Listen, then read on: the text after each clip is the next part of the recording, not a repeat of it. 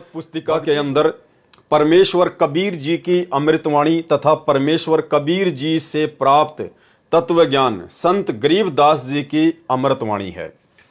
भाई और बहनों, ये बात हमारे आगे बहुत समझ में आएगी, हमारे काम आएगी कि ये जो भक्ति बोध पुस्तक है, जिसके माध्यम से हम 3 समय की आरतियां करते हैं और जिसका सरलार्थ परमात्मा ने यथार्थ भक्ति बोध नाम की इस पुस्तक से किया है, तो परमेश्वर ने कहा कि इस भक्ति बोध पुस्तक में केवल 2 ही महापुरुषों की वाणियां हैं, अन्य तीसरे किसी भी महापुरुष की एक वाणी भी नहीं है।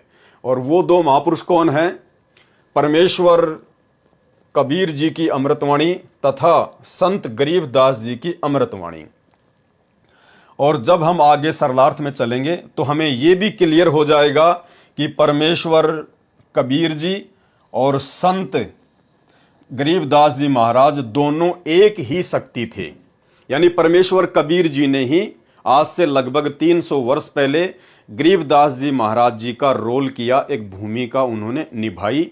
जिस प्रकार से परमात्मा ने काशी के भंडारे में केशव बंजारा बनकर डबल रोल किया, उसी प्रकार से लगभग 300 साल पहले गांव छुडानी, जिला झज्जर, हरियाणा में परमेश्वर कबीर जी ने ही गरीबदास जी बनकर एक डबल रोल किया था, आप और हम भगत भाई बहनों को भक्ति समझाने के मकसद से। तो ये बातें हमें आगे काम आएगी, क्योंकि परमात्मा कह रहे हैं कि इस भक्ति बोध में केवल 2 ही महापुरुषों की वाणियां हैं। और जब हम संध्या आरती के सरलार्थ में चलेंगे तो वहां हमें पता चलेगा कि वहां पर एक ऐसी वाणी है जो वाणी गरीबदास जी के किसी भगत की है। तो वो वाणी एक बहुत बड़ा रहस्य है जो आगे चल के हमारे काम आएगी। भक्ति बोध नामक पुस्तिका के अंदर परमेश्वर कबीर जी की अमृतवाणी तथा परमेश्वर कबीर जी से ही प्राप्त तत्व ज्ञान संत गरीबदास जी की अमृतवाणी है, जिस वाणी का पाठ प्रतिदिन नियमित करना होता है। यानी जो तीनों समय की आरतियां हमें सतगुरु रामपाल जी परमेश्वर जी ने दी हैं, इन तीनों समय की वाणियों का हमें प्रतिदिन पाठ करना होता है। भाई और बहनों, पाठ करना होता है। देखो लिखा हुआ है गुरुदेव ने, पाठ। पाठ का मतलब होता है भक्ति बोध पुस्तक को हाथ में लेके पढ़ना, उसको कहते हैं पाठ। गुरुजी की ऑडियो या गुरुजी की वीडियो से तीनों समय की आरती करना पाठ के अंतर्गत नहीं आती हैं। ये तीनों समय की जो आरतियां गुरुदेव ने ऑडियो और वीडियो में डाल रखी हैं, ये केवल विशेष परिस्थितियों के लिए है।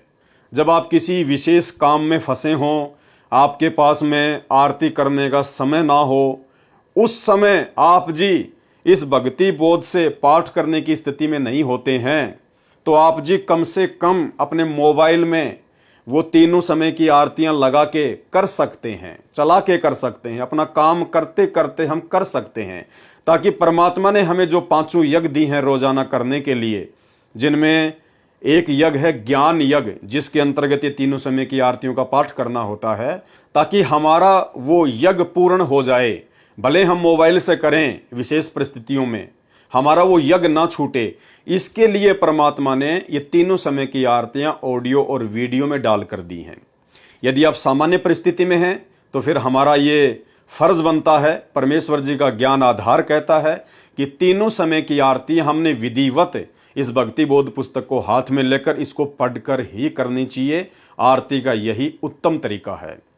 इसके अलावा जो भगत भाई बहन अनपढ़ हैं, जो भगत भाई बहन नेत्रहीन हैं, जिनको दिखाई नहीं देता, या जो भगत भाई बहन बहुत ज़्यादा बूढ़े हैं, जो बुजुर्ग हैं, जो भक्ति बोध पुस्तक से आरती नहीं कर सकते हैं, तो उन भाई बहनों के लिए सतगुरु रामपाल जी परमेश्वर जी ने वो तीनों समय की आरती ऑडियो और वीडियो में डालकर हमें दी है। और यदि हम स्वस्थ हैं, पढ़े लिखे हैं और आसानी से हम तीनों समय की आरतियों का पाठ समय निकाल कर सकते हैं, तो उन भाई बहनों के लिए ऑडियो और वीडियो से तीनों समय की आरतियां करने का विधान नहीं है।